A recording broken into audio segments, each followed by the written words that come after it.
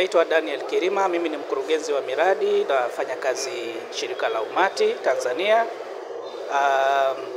Tunashukuru sisi mwaka huu tumepata fursa ya kushiriki kwenye kongamano hili la Tanzania Health Summit.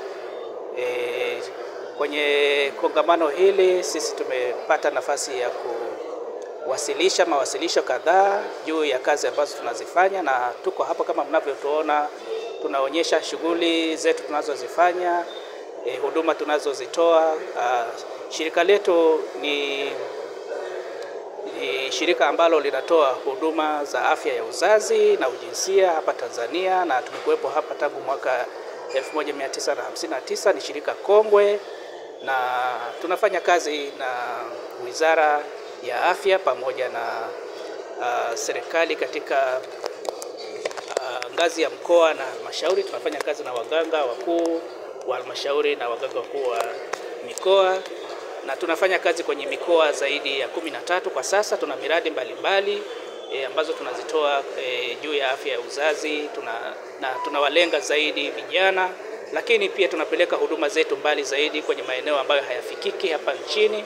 Lengo letu ni kuisaidia serikali katika kutimiza malengo yake, hasa katika kupunguza vifo vitokanavyo na uzazi, lakini pia tunatoa elimu mbalimbali kwa vijana juu ya afya ya uzazi. Na sisi Umati tuna vituo vyetu vya vijana kwa eneo mbalimbali. Kwa mfano, tuna kituo cha vijana pale Temeke, lakini tuna kituo cha vijana Dodoma, Morogoro, pamoja na Iringa, pamoja na Arusha. Lakini sisi ofisi zetu makao makuu yapo Upanga hapa Dar es Salaam, na tunaendesha au tunatekeleza miradi mbalimbali kwenye mikoa zaidi ya 13 kama nilivyosema. Na leo mnaona makabrasha mbalimbali haya, watu wengi wamekuja hapa kwa ajili ya kujifunza kutoka kwetu, na sisi pia tuko tayari kwa ajili ya kushirikiana na wadau wengine hapa Tanzania ili kupunguza ndoa za utotoni, kupunguza mimba katika umri mdogo, ambayo ndio changamoto kubwa sana. Na sisi kama Umati tunahakikisha kwamba mimba katika umri mdogo zinapungua hapa nchini, na tunafanya kazi kwenye maeneo mbalimbali. Kwa mfano, tunafanya kazi na mashule, tunafanya kazi na vituo vya afya katika maeneo mbalimbali, lakini tunawafikia vijana pia kwenye vyuo vya elimu ya juu kule university.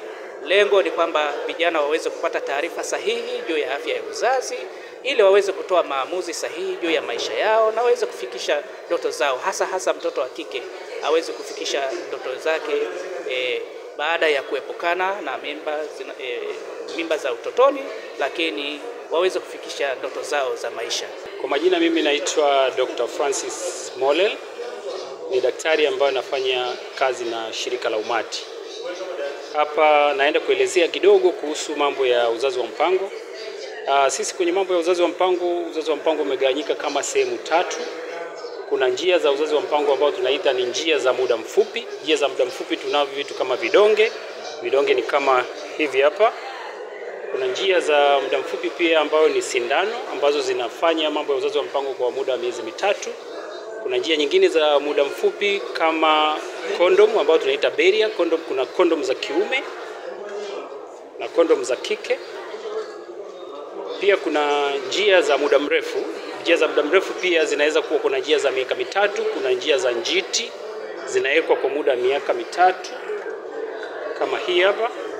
Kuna njia za muda mrefu ambao tunaita ni kitanzi IUCD, inakaa kwa muda wa miaka 8. Alafu pia kuna njia za muda mrefu. Zile njia za muda mrefu tunaongelea ni zile njia ambazo tunaita ni permanent, kwamba ukifanyiwa zile njia ni kwamba huwezi kureverse tena mambo ya uzazi. Kwa mwanamke tuna njia ambayo tunaita bilateral tube ligation, ambayo tunafunga tubes, mwanamke unakuta hawezi kupata tena ujauzito. Na njia nyingine kwa mwanaume inaitwa vasectomy. Hizo ndio njia ambazo tunazifanya sisi kama Umati za kuhusiana na uzazi wa mpango. Ushauri wangu ni kwamba ukitaka kupanga uzazi unapangika.